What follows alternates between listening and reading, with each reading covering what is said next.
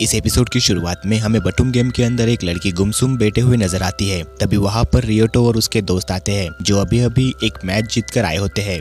वहाँ जितने भी लोग होते हैं वो सभी उनकी तारीफ करते हैं और कुछ लोग तो उन्हें ज्वाइन भी करना चाहते हैं, पर रियोटो इनकी तरफ ध्यान ही नहीं देता। वो लड़की इनके बारे में कहती है ये लोग काफी फेमस है, ये जापान के बेस्ट प्लेयर है और ये बटूम गेम के बुक पोस्टर में भी आ चुके हैं।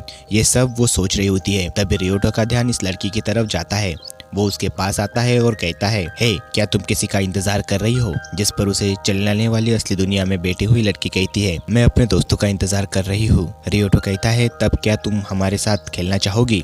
जिस पर वो कहती है, मुझे बटूम ठीक से खेलना नहीं आता, मैं तुम्हारी टीम को कमजोर कर दूंगी। तभी वहाँ पर रियोटो के फ्रेंड्स आते हैं। वो कहते हैं, तुम इस लड़की पर क्यों ट्राई कर रहे हो? जिस पर वो कहता है, तुम दोनों चुप करो। और रियोटो अपना हाथ उस लड़की के सामने लेता है और कहता है, बटूम खेलने से अच्छा देखने में मजा आता है। और वो लड़की उसके हाथों में अपना हाथ दे देती है और हमसे कहती है, और उस दिन मैं साकामोटो से पहली बार मिली और उस लड़की का नाम हिमिको होता है। ये एक हाई स्कूल स्टूडेंट है। आगे के सीन में हिमिको अपने फ्रेंड जिसका नाम मियो है उसके साथ है।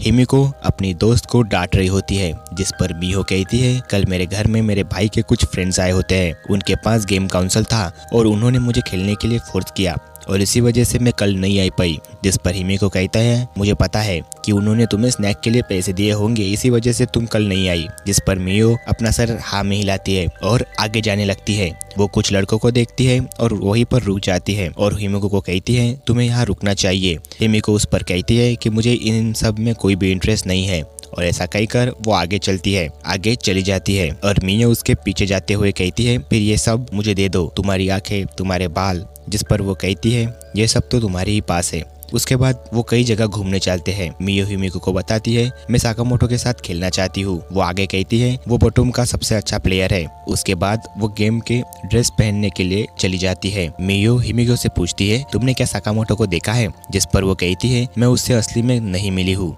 हिमिको अपने बारे में बताते हुए कहती है कि वो एक साधारण लड़की है जो स्कूल जाती है, दोस्तों के साथ बातें करती है और अगर वक्त मिले तो गेम भी खेल देती है।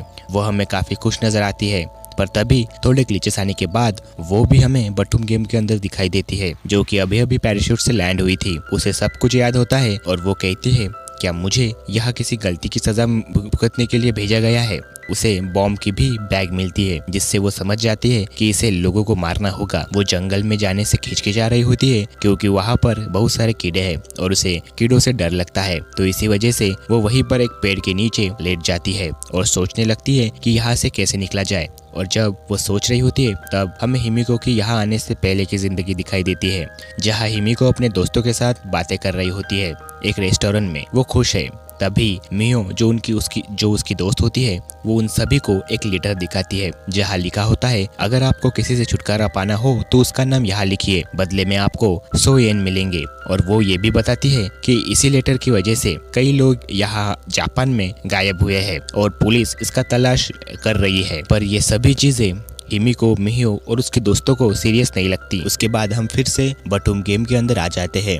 हिमिको पेड़ के नीचे अभी भी लेटी हुई है। तभी वहाँ पर कुछ लोग आते हैं जो हिमिको को उठा देते हैं। वो उससे कहते हैं कि हम तुम्हें कुछ भी नहीं करेंगे। हिमिको मन में ही कहती है, ये सभी तो आदमी है। उसके बाद ये बॉम्ब की मदद से मछलियाँ पकड़ते हैं और मछलियाँ खाने बैठते हैं। जब वो मछलियाँ खा रहे होते हैं तो एक दूसरे से बातें भी करते हैं। उनमें से एक टीचर होता है जो कि स्वभाव में काफी अकड़ू है और गुस्सेल भी। उसके बाद सामने वाला आदमी उस टीचर से कहता है, तुम जैसे लोग कमजोर होते हैं, अपनी कमजोरी छुपाते हैं। ये दोनों भी अब लड़ने लगते हैं। तभी एक आदमी हिमिको को अपने पास खींचता है और टीचर से कहता है कि क्या तुम अब भी मुझ पर बॉम्ब फेंकोगे? पर हिमिको उस आदमी को शॉक लगाकर अपने आप को छुड़ा लेती है और वो आदमी कहता है कि ये सब एक मजाक था। उसके बाद ये डिसाइड करते हैं कि ये एक टीम की तरह रहेंगे और सभी लोगों के हथियार एक ही जगह रखेंगे, जिस पर ध्यान रखने के लिए वो एक लीडर भी चुनते हैं और सभी लीडर हिमिको को ही बनाते हैं। पर हिमिको के पास अब सभी हथियार है, पर हिमिको इन सब से खुश नहीं होती।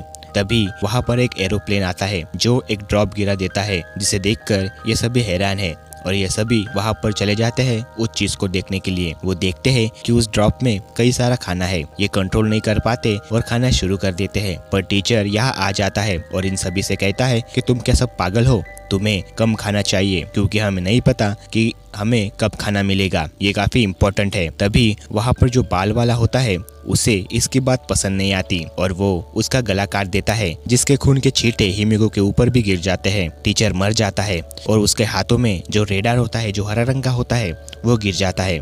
हम फिर से हिमिको को अपने दोस्तों के साथ दिखते हैं और हिमिको भी, और वो किसी से मिलने जा रही होती है। वो लड़के होते हैं और वो काफी फेमस होते हैं और हिमिको अपने दोस्तों को भी वहाँ लेकर जाती है, जिससे मिहो काफी खुश होती है और वो हिमिको का शुक्रिया अदा भी करती है और हिमिको को थैंक्स भी कहती है, जिस पर हिमिको इन सभी को उन लड़कों से मिलाने के लिए ले कर जाती है। उसके बाद वो इन सभी को उन लड़कों से मिलाती है, पर उसे कुछ काम आता है तो वो अपने दोस्तों से कहती है तुम इनके साथ जाओ, मैं कुछ काम करके आती हूँ, और वहाँ से वो चली जाती है। फिर से हम बटुम में आ जाते हैं जहाँ हिमिको सोई होती है। तभी एक आदमी उसे उठा देता है और कहता है हमें यहाँ से भागना होगा क्योंकि तुम्हें पता है ना कि कल क्या हुआ था, ये हमारे साथ भी हो सकता है। और ये दोनों खाना और बॉम्ब की बैग लेकर निकल लेते हैं। थोड़ा देर चलने के बाद वो आदमी थक जाता है और वो हिमिको से रुकने के लिए कहता है। हिमिको कहती है आई एम सॉरी, हम काफी देर से चल रहे हैं। उसके बाद पानी पीने के लिए रुकते हैं, पर अचानक से वो आदमी अपना रेडार यूज करता है,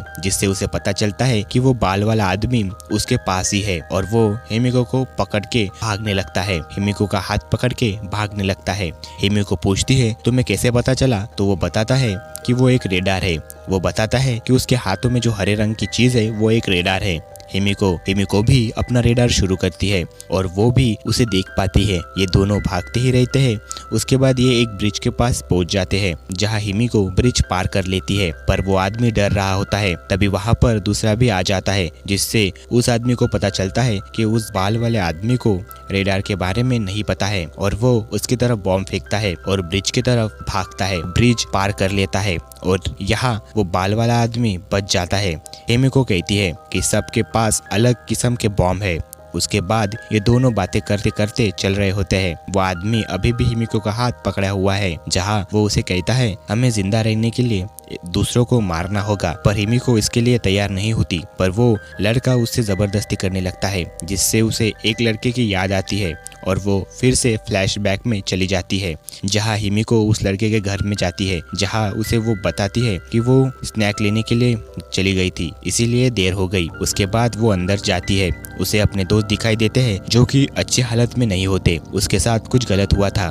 वो लड़का हिमिको के पास आता है और कहता है चलो, पर हिमिको उसे एक मुक्का मारती है, जहाँ फिर से बटुम में वो आ जाती है और उस आदमी को शॉक देकर वो भाग जाती है। फिर से उसी रूम को हम देखते हैं जहाँ से वो भागने की कोशिश कर रही है, पर तभी उसे मिहो की आवाज आती है, पर वो उसे बचा नहीं सकती और वहाँ से वो भाग जाती है। हिमिको इन सब पर केस कर देती है, जिससे ये मैटर काफी फेमस हो जाता है, जिससे उन लड़कों को सजा भी मिलती है और उसके दोस्त अपने जीवन में आगे निकल जाते हैं। पर एक ही बात है कि उसकी दोस्त जिसका नाम मियो होता है वो हिमिको को कहती है कि मैं तुमसे नफरत करती हूँ, और हिमिको बटुम में कहती है ये मेरी सजा है। तभी उसके ऊपर एक पानी का बूंद आकर गिरता है। उसे लगता है कि बारिश आई है, पर वो वही लड़का होता है जो इसके साथ जबरदस्ती करने आया होता है। वो उसके साथ जबरदस्ती करना शुरू करता है। हिमिको भगवान से कहती है कि किसी को भेज दो मेरी मदद करने के लिए, पर उसे ज्यादा देर नहीं लगती समझने के लिए कि यहाँ जो भी करना है उसको ही करना है,